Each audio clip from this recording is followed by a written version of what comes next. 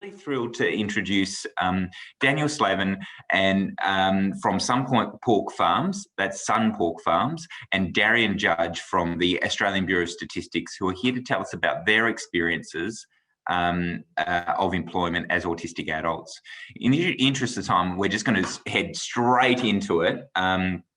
And we'll ask everyone else to turn off their webcams. Darian, I was wondering if I could turn to you first. Would you mind just introducing yourself just introducing yourself to the people watching? All right. My name is Darian Judge. I work at the Australian Bureau of Statistics as a cybersecurity analyst. I had the opportunity to speak at the Autism at Work Summit 2019, and I'm really happy to be here. Fantastic, Darian. And how about you, Daniel? Would you mind introducing yourself, please? Hi, my name is Daniel Slavin, and I work at Sun Park Piggery as a piggery attendant. And yeah, I was at the Autism Summit too back in 2019. Fantastic. Daniel, I might head to a question to you first. Were there any aspects of the recruitment process for your current job that made the process better for you? Yeah, there were a few different aspects to the recruitment process. Like instead of a full-on interview or anything like that, like we started off with a traineeship. Well, we started off with a workshop that introduced the aspects of the piggery, like the penning, the equipment, as well as discussion of the animals themselves. And then we headed into a 2-week traineeship where we worked in these environments, practice the equipment, as well as the different duties that came along with working with animals or more generally pigs themselves. Yeah, so that made the recruitment from me as well as a few other people a lot more easier. Yeah. Fantastic. Thank you, Daniel. That's really really informative to hear.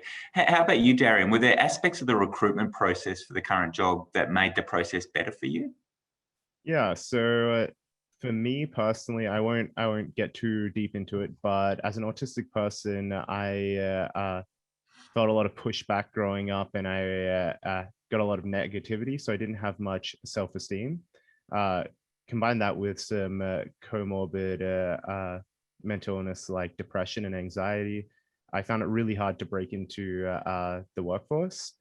But because of Specialistone, I was given the opportunity to get into the workforce by applying for a program where we came in and we demonstrated our skills in various ways, hands-on methods, as well as presenting, I would say, speeches, and also kind of what we could give creativity-wise. It was very interesting, and you'd have to sit down with me for 30 minutes longer to actually discuss the entire program. But I think it was a really great opportunity because it kind of got rid of a lot of the anxiety for a lot of the people attending, especially myself, and it kind of bridged that gap of, am I ready?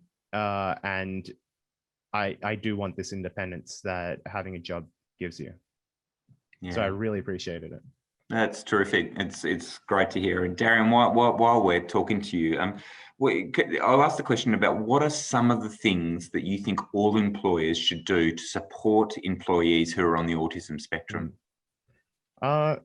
So I honestly think that there are a lot of things that employers can do to support everyone, not just people on the spectrum, but specifically for those on the spectrum. I think that we should encourage people to communicate when they feel uncomfortable, not like with other people or other coworkers, but in their actual environment. Because for a lot of people, being in a room that's adjacent to a room with running water taps, it can cause sensory overload, or over the course of 7 hours, it can just really wear you down. And then you have your employee going home and having to spend their entire time at home just recovering so they can come back to work the next day. You have things like fluorescent lights, flickering, and they have a hum to them that not everyone can hear, but a lot of people on Spectrum actually do hear this, and it causes them essentially like migraine symptoms because it's just constant and draining. Other things being the harsh light from windows without blinds, or the constant noise and chatter of an open plan building. I think things like noise canceling headphones are fantastic for everything, not just the workplace.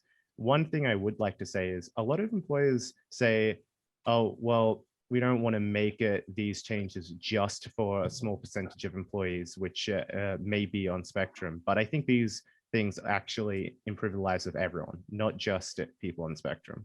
Yeah. Thanks, Darren. Terrific. All of that's great information, and it's logged in my memory bank, and I'm sure others as well. Daniel, can I ask you the same question? What are some of the things you think all employers should do to support employees who are on the autism spectrum? With a lot of autistic people, like employers and as well as a lot of companies would overlook them.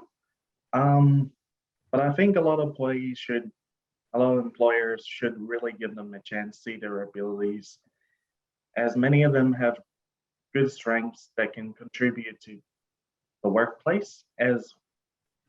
And for autistic people in employment, like the employer should look at how to support them, like where it's through the buddy mentor thing, which we have here at Tom Park, which really helps a lot of people. And yeah, another That's keep going, please do. Yeah, sorry, I'm just trying to find the right words. Just make sure that they're listened to, that the needs are met, and that they felt, and make sure that they feel comfortable and efficient at the workplace. Yeah, fantastic. Thank you, Daniel, and thank you, Darian,